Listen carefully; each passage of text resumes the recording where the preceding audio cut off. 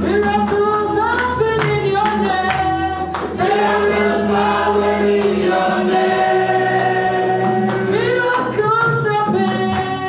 Miracles happen in your name. As we lift our voice in praise. As we lift our voice in praise. You, Lord, it's you that I see. You that I see. It's you that I see. There is power in your name. There is power in your name. Miracles happen. Miracles happen in your name. As we lift our voice in praise. As we lift our voice in praise. Jesus, it's you that I see. It's you that I see. Father, we thank you in Jesus' name, and we are so grateful for your blessings. Yes, Lord, we count our blessings and we name them one by one. Father, we pray that you will give us all focus today. We come against every wandering mind in the name of Jesus. Lord, let your peace rule in our hearts, even as we take in your word. For the entrance of your word truly gives light, and the light shines in darkness, and darkness cannot comprehend the light. We are grateful for the blessing of your word. In Jesus' name. Amen. We thank God for the testimonies also that we heard. God is good. Amen. God also wants you to enjoy your life. Amen. God wants to also give you good things. But there is responsibility that comes with every blessing. Amen. When God gives you a car, it doesn't mean He wants you to just go driving around and chilling out. He wants you to give somebody who doesn't have a car a lift. Amen. When God gives you money, It wants you to feed the poor. The Bible says that the poor will always be with us. United Nations can't solve the problem of poverty. They can't. UNICEF, UNESCO, they can make an effort, and it's good. But the Bible says, look for that scripture for me. It says the poor shall always be with us. And whatever the Bible says is true. The reason why the poor will always be with you is to give an opportunity to the rich to demonstrate love and kindness. Amen. So, if somebody comes to you in need, don't tell them, oh, go and hope everything is going to be okay. No. Put your hand in your pocket and take out some cash and give. I'm not talking about those guys who use money to buy drugs. No, that's not what we're talking about. Genuine people who need. Listen, in this world, we all have to be winners. Do you understand? The strong must always help the weak and create a balanced society. It's not about them and us. We are all the same. You came to this world with nothing, and you will go with nothing. Do you understand? When you die in your grave, the rich man and poor man, there's no difference. You are all 6 feet under. It's the same sun. They don't distinguish between the son of the rich man and the son. The son in the cemetery is the one they will walk over you to. Your wealth ends with you here. You came 95, you will die. 100 years, you will die. Of all that you are, the only thing that will speak for you is what you did for God with your life. Are you listening to me? So may you serve God.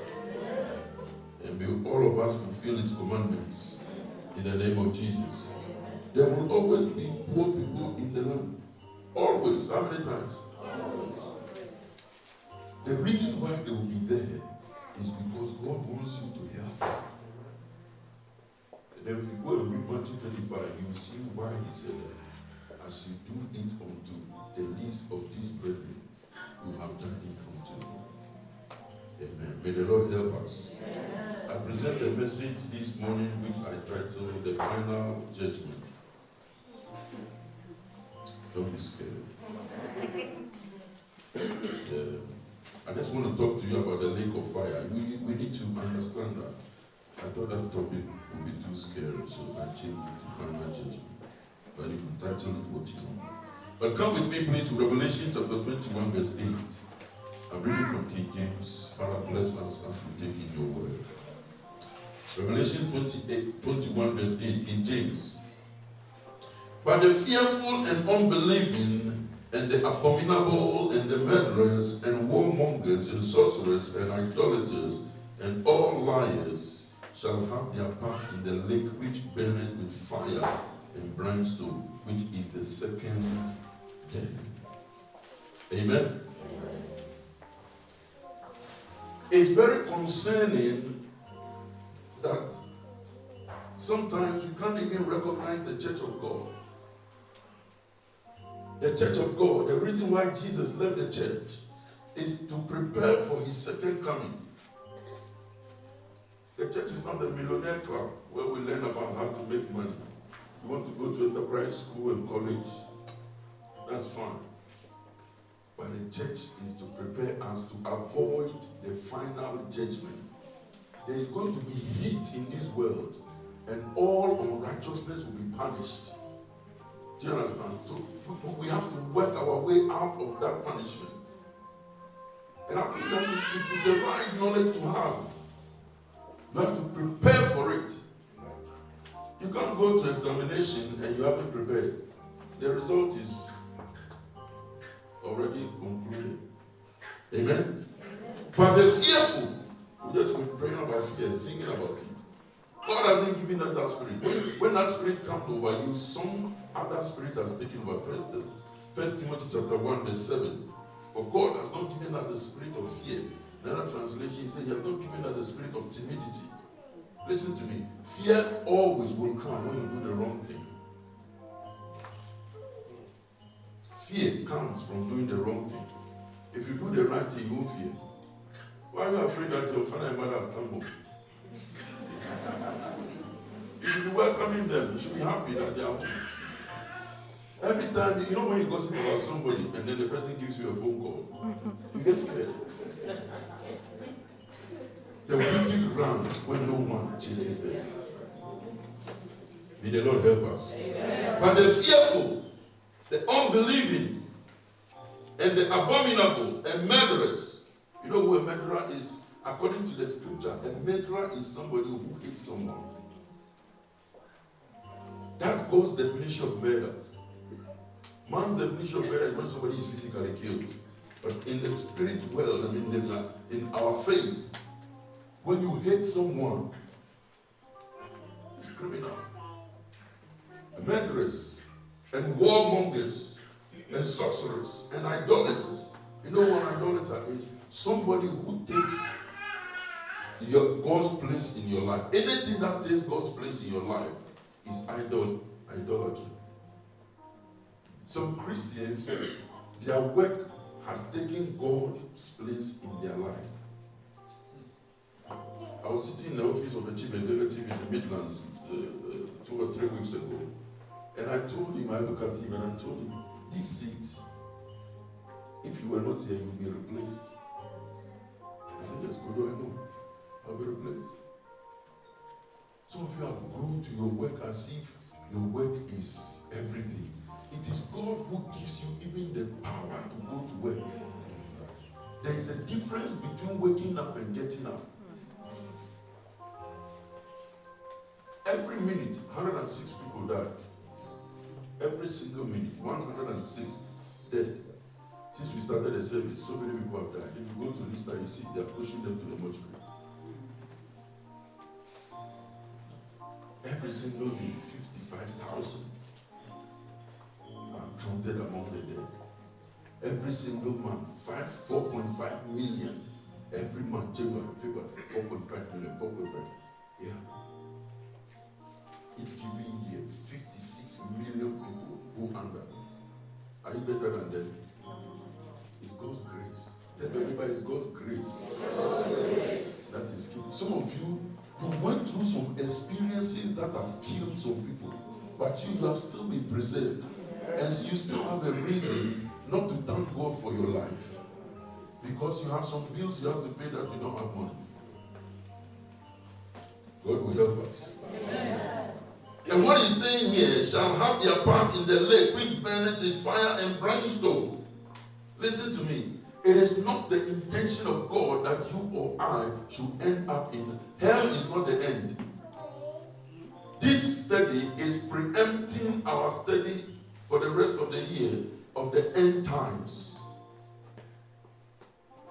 And this is not the kind of message that you hear and jump around. Very sober and reflective. Because whether you like it or not, you can jump to heaven 1,000 times. The time will come, you will be counted among the dead. Yeah.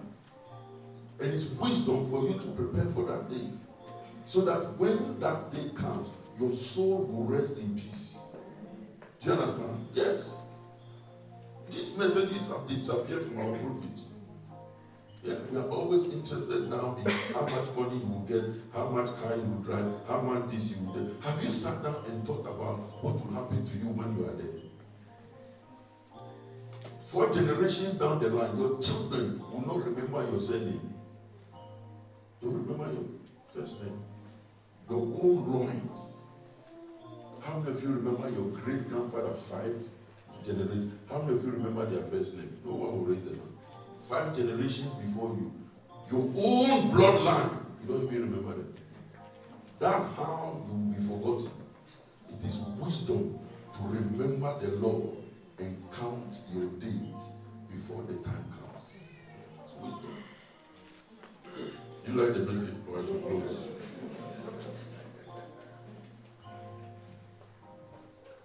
And then he said, in the lake which burneth with fire and brimstone. Listen, that's not fire that burns 1 hour.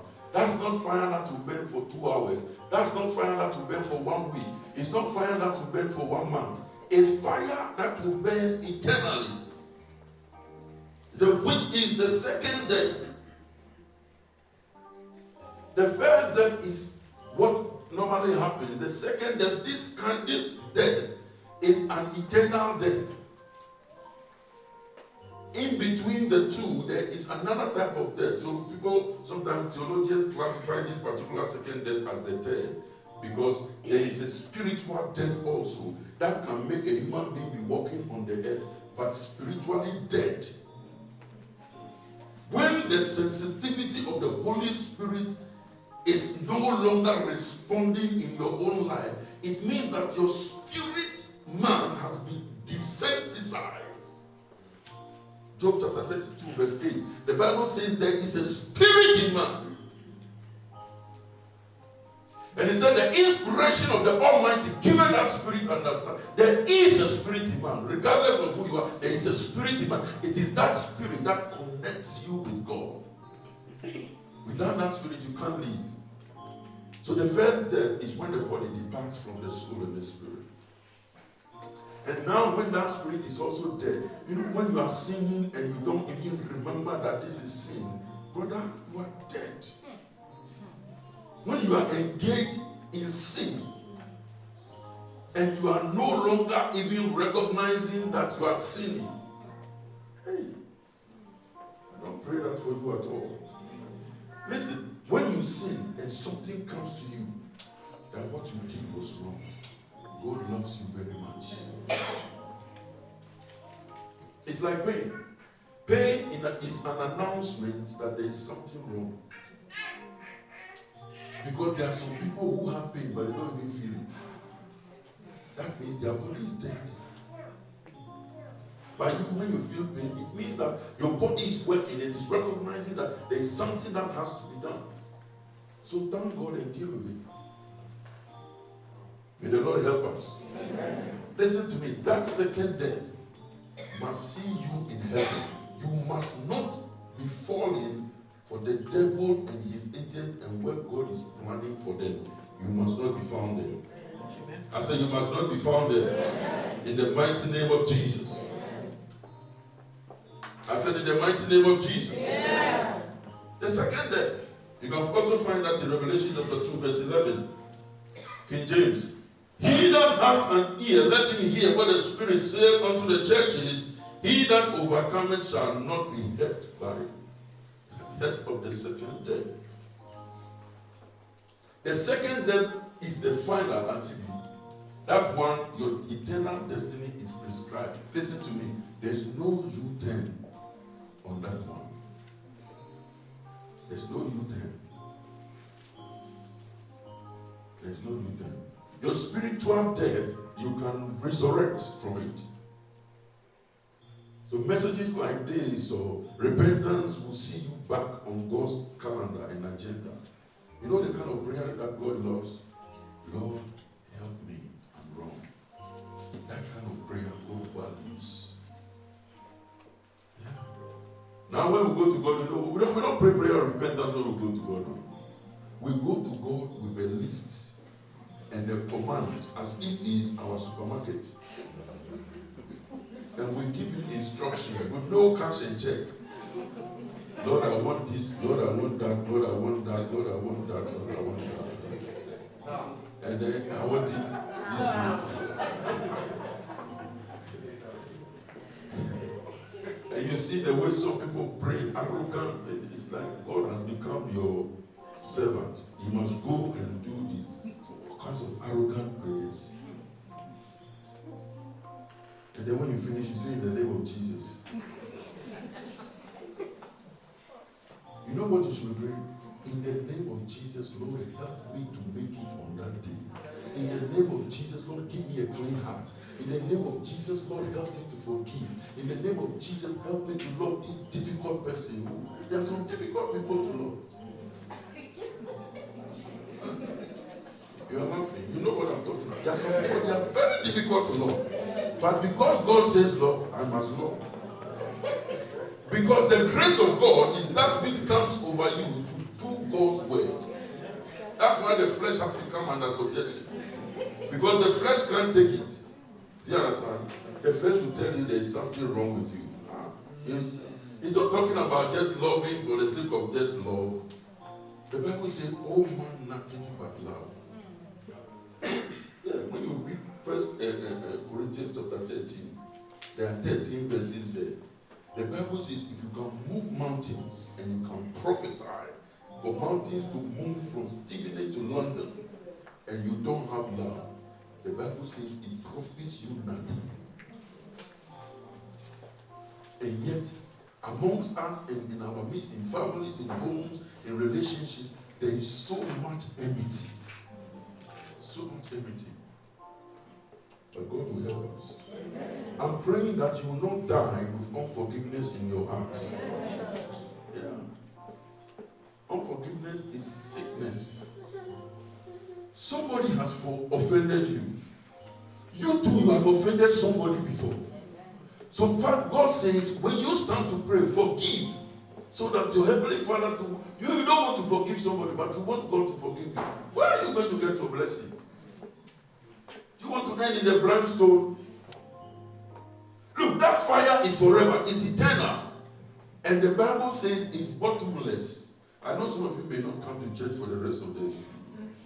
Because I'm going to teach about these things and how the world will crumble up. And we are already seeing it. When you put the compass on world events, it's all pointing to the second coming of Christ. I'm telling you. Yeah. But I'm praying that the second coming of Christ will meet you and I prepared for him. Yeah. Let not be one enmity in your heart. Let not be one unforgiveness in your heart. Oh man, nothing but the love that you have for God. Hallelujah. Amen. And you can see Revelation 2:11 also is there. So he that had an ear, let him hear what the Spirit says to the churches. He that overcomes shall not be hurt by the second. This is the second death will hurt people. Because this is how the Bible describes it. The Bible calls it the bottomless pit. And bottomless is the English word bottomless. It means it doesn't end. So you are thrown into the hell. Satan, the demons, will all be thrown into the lake of fire, and it will be bottomless. In other words, you are going under and under and under and under. You will never hit the ground, and it's all brimstone fire. What are you going to do then? Listen, and God has made room for you and I to escape. That's the good God we are. But still, because of some 70 years you live 100 or 80 years or 95 years or 100 years, because of some small little things you will do here and there, you are forsaking the commandment of God. You have become arrogant. Pastors have become arrogant. We don't even preach. When God gives you a word like this to preach, you say, no. When I come and preach, they won't like it. So let me change it to something. Whether you like it or not, I'm preaching it. And because you are here, you will hear it. Because you have come into it, you will hear it. Tell everybody you will hear it.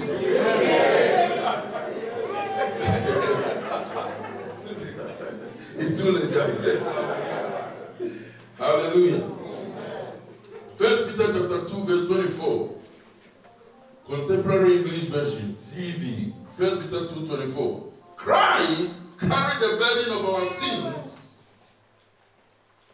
He was nailed to the cross so we would stop sinning and start living right. By his cuts and bruises, you are healed. Hallelujah. Amen. Christ carried the burden of our sins. He was nailed to the cross so we will stop sinning. When you go, the purpose of Christ nailed to the cross is to redeem us. The blood was shed for us to be redeemed. When you go back to the very thing that you have been redeemed from, you are killing him again. Because you are putting him back to it was because of the sin that he came to wipe that out. So when you go back to it, you are taking him back. And that will not work well for you. Hallelujah. Revelation chapter 20 verse 10. And the devil that deceived them was cast into the lake of fire. You see that? That devil was cast into the lake of fire and brimstone, where the beast and the false prophets are. And they shall be tormented day and night forever and ever. We are in that moment of life when God is giving every one of us a second chance. I'm telling you, every president will bow to him. Every prime minister will bow to him. Every one of us, the Bible says, shall stand before the bema seat of Christ, and our works on earth shall be tried. Oh yes, your works will come under the spiritual microscope. All the things you did, the reason for which you did them, will come. And if you did anything that he said you shouldn't do, except you got forgiveness on the earth, you pay the price for it. And the Lord help us. I said, may the Lord help us. Amen. And look at it very carefully. It says, where the beast and the false prophets are. You know where false prophets is? Those who come and lie to you. They look at you and lie to you to collect your money. They'll tell you there's something bad that is going to happen to you, except you give me 500 pounds to pray for you. Listen, keep your 500 pounds and go to God yourself. Amen. Because on the cross, Jesus said it is finished. The curtain between you and him was torn, giving you direct access to him. You don't need anybody to pray for you. Tell your neighbor, you don't need anybody to pray for you. Excuse me, it's not that we are not important, but you don't even need your pastor to pray for you. Yeah. Because there are certain moments in your life when life will hit you, your pastor will not be there. Yeah. Learn not to depend on pastors. Learn not to depend on people. Learn to depend on Jesus. I said, learn to depend on Jesus. Yeah. Yeah. Man can do nothing for you.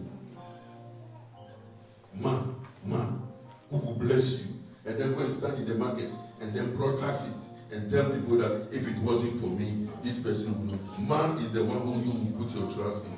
That's why the Bible says, cursed is the man who puts his trust in man and makes the arm of flesh his strength. I will lean on the everlasting arms of God. Listen to me.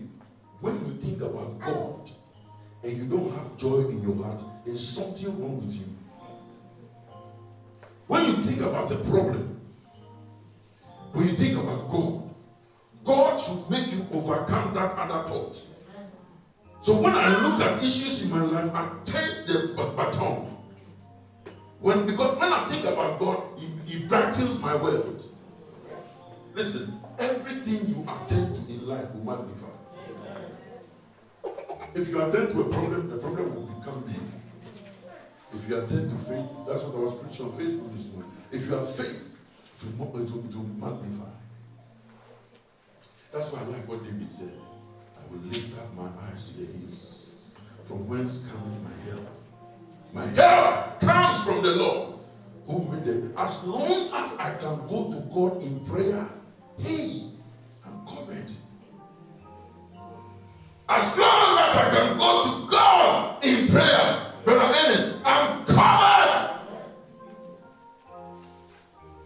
Oh Lord, our help in ages past, our hope for years to come, our shelter from the stormy blasts, and our eternal hope. Oh Lord, our help in ages past, our hope for years to come. It's our only hope. Our shelter from the stormy blast, and our He is our eternal hope. Hey, put that song on your lips and let me see where the devil is going to come from. Put the song on your lips. Tell him, Lord God, you are my help from ages past, my hope of things to come, my shelter from the stormy blast, and you are my eternal hope. Hey, what are you talking about?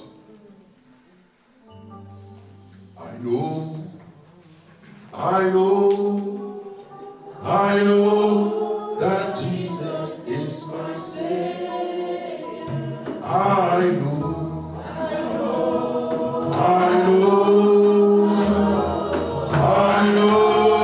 that Jesus is my Savior. I know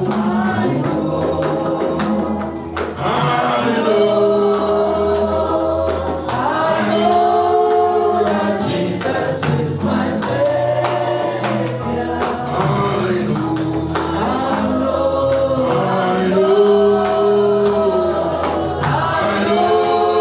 that Jesus is my Savior.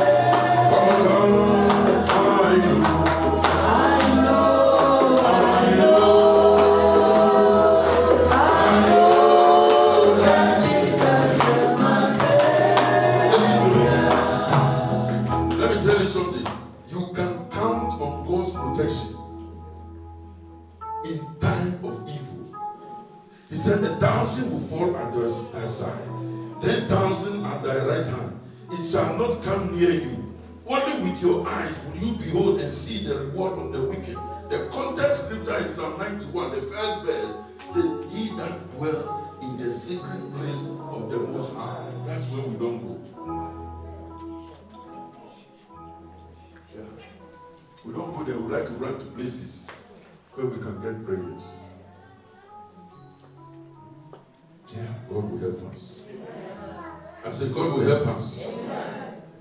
Hell is real. Heaven is real. One day it will happen. Yeah.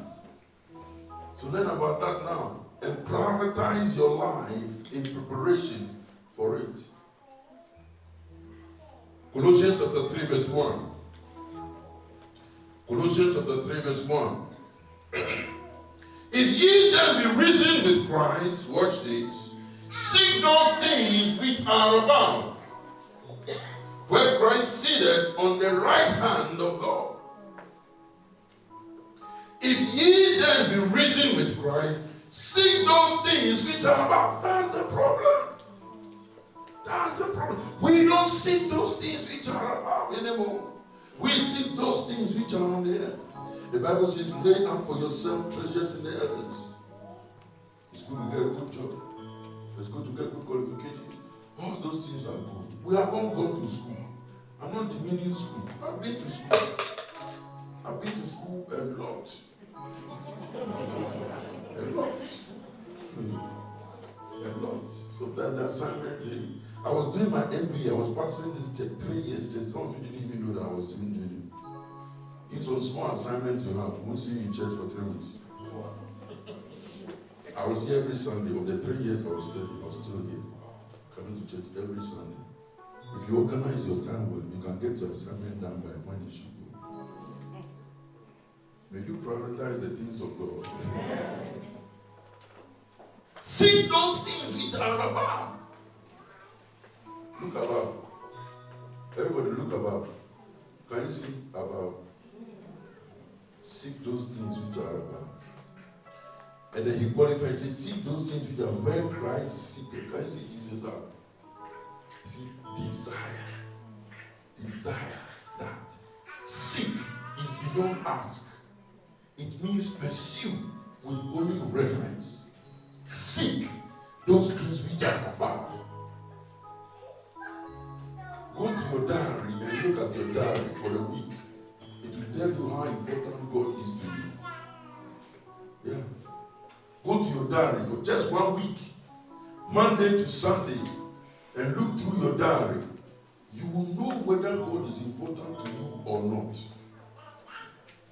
Yeah. If the Bible says, seek those things which are above, look at your diary and ask yourself, am I seeking those things? This week, what am I going to do to honor God? We don't have to answer this question anymore. Wake up in the morning, set a normal routine, jump in the car, no prayer, go, all sort of things. I'm not seeking. Seek those things which are above, where Christ seated. In other words, where he sits, seek. It's a command for you to pursue. We don't do that. Let me zoom in and be closing now. Jude 1, 3-7. King James, Jude 1, 3-7. Beloved, when I gave all diligence to write unto you of the common salvation, it was needful. Can I hear somebody say needful? It was needful for me to write unto you and exhort you that you should earnestly contend. This is what I'm going to the message. I'll finish on that one. And I want you to underline that word, parenthesis, sign it.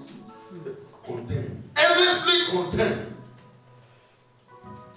for the faith which was once delivered unto the saints.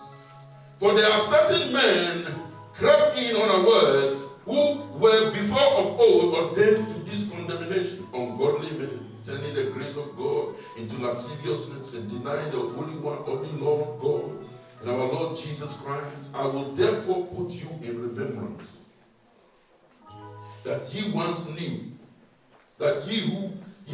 knew this, how that the Lord, having saved the people out of the land of Egypt, afterward destroyed them that believed not. And the angels which kept not their first estate, but left their own habitation, he hath reserved in everlasting chains under darkness unto the judgment of the great day, that final judgment, what I was talking about. Even as Sodom and Gomorrah and the cities about them in like manner, giving themselves over to fornication and going after strange flesh, are set forth as an example, suffering the vengeance of eternal fire. The vengeance of eternal fire. Even as Sodom and Gomorrah and the cities about them, God is going to judge this world big time. Fornication, adultery, the way you have used your body, either it glorified God or it didn't. That's why last week we were looking at Revelation. I beseech you, brethren, by the mercies of God, to present your bodies as a living sacrifice, holy and pleasing to God.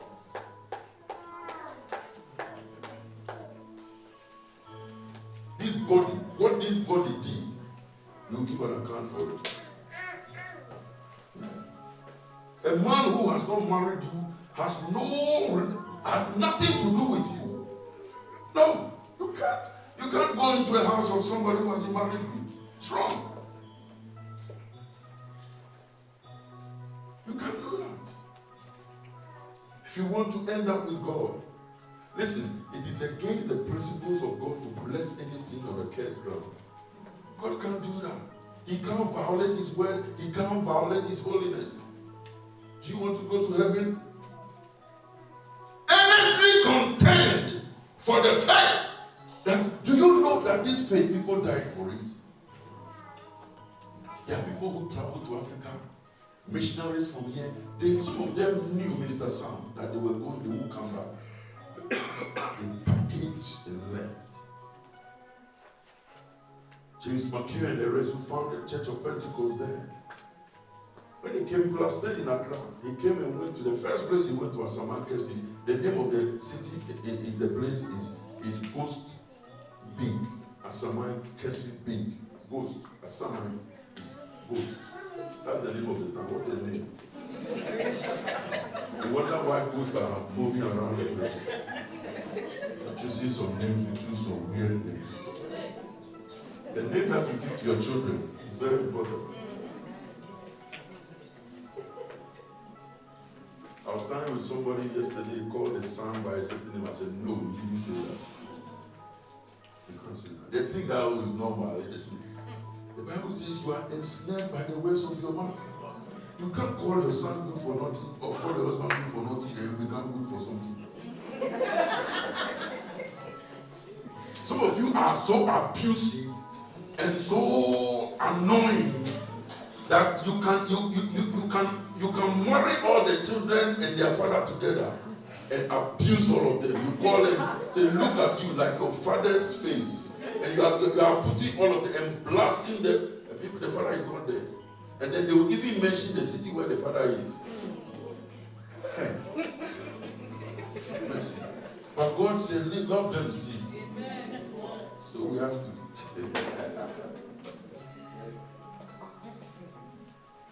Contend for the faith that was once given to you. Don't lose it. Look, sometimes your faith will come under pressure. Yeah, your Christianity will be tested. And then Joseph will say things like, how shall I sin against God by doing this? Look at what happened when Potiphar's wife was chasing him. Hey, advantage. The woman is chasing me now. I thought it was the other way. Let's pursue. Joseph ran away. Hey, will you run away from sin? Amen. Listen to me. Sin has nothing other than aiming to destroy humanity. Yeah. Everywhere righteousness is. The Bible says righteousness exalts a nation, but sin is a reproach. Any nation that makes sin normality is in for it. Chaos. Because righteousness is the only thing that will bring God into the picture. Even dogs, male dogs, know how to look for female dogs. I'll leave it for you to write your thesis on that. Hebrews chapter 10, verse 26 to 31. Hebrews chapter 10, verse 26 to 31. Let me close in on that one more. For if we go on sinning deliberately, I'm reading from the English Standard Version, Hebrews 10, 26 to 31. For if we go on sinning deliberately, watch this, after receiving the knowledge of truth, there no longer remains a sacrifice for sin.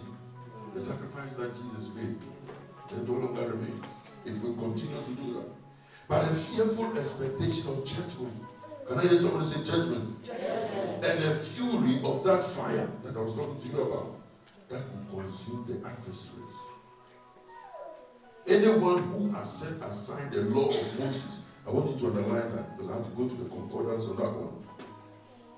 Anyone who set aside the law of Moses dies without mercy. On the evidence of 2 or 3 witnesses, how much worse punishment do you think would be deserved by the one who has trampled underfoot the Son of God and has profaned the blood of the covenant by which he was sanctified and has outraged the Spirit of grace? Those who say, I'm saved, so I can live anyhow. This scripture puts you right. For we know in him who said, vengeance is mine, I will repay. God will administer vengeance to everybody who has brought disgrace to the cross. Vengeance will come on that person. And the mercy of God is that which gives him opportunity to speak to us like this, to help us to come out of it.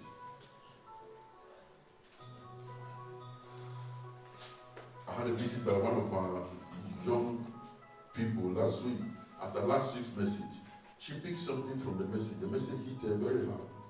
And she came to me and she said, Pastor, there's something I heard in the message that really hit me. I said, what is it? She said, I don't honor my parents the way I should. See, that's the area God wants you to correct. Correct it. Because there is nobody, I have not seen anybody who has dishonored his parents and it has been well with him before. I've never seen anybody like that. Don't let your husband tell you your mother or father is a witch. Because if they were a witch, you won't be sitting here now. Do you know that God has preserved your life at such a time for a reason? And watch this. You cannot build outrage the spirit of grace. For we know in him who said, vengeance is mine, I will repay. And again, the Lord will judge his people. Listen to me. This is the fearful bit. It is a fearful thing to fall in the hands of the living God. It is a fearful thing for a human being to fall in the hands of God. I was telling some pastors this past week, I said to them, listen, we cannot work against the purposes of God. Let this all come in alignment. What does God want us to do? Let's do that. We can't work again. Listen, it is a fearful thing to work against the purposes of God. Fearful. If God can deal with Moses like that, who are you a pastor? Especially of this generation. Have you parted Red Sea before? And then this is what I bring from it. Anyone who has set aside the law of Moses, I was very interested in, as I close in on this one, I was very interested in what is the law of Moses that he's talking about.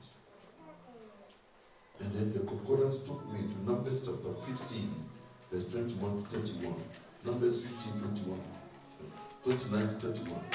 In James, see, ye shall have one law for him that sinneth through ignorance, both for him that is born among the children of Israel, and for the stranger that sojourneth among them. Verse 30. But the soul that doeth ought presumptuously, whether he be born in the land or a stranger or sin, reproacheth the Lord, and that soul shall be cut off from among his people, because he has despised the word of the Lord and hath broken his commandment. That soul shall utterly be cut off. His iniquity shall come upon him. Moses already warned them about those who keep doing the things that God says don't do. That's the difference between iniquity and sin. Iniquity is sin repeated. You keep doing it. You keep doing it because you stop it. You keep doing it. Come out of sin. I say, come out of sin and purify yourself. And you will be prepared for the return of the Lord. And my prayer is that when God comes, you will be welcome.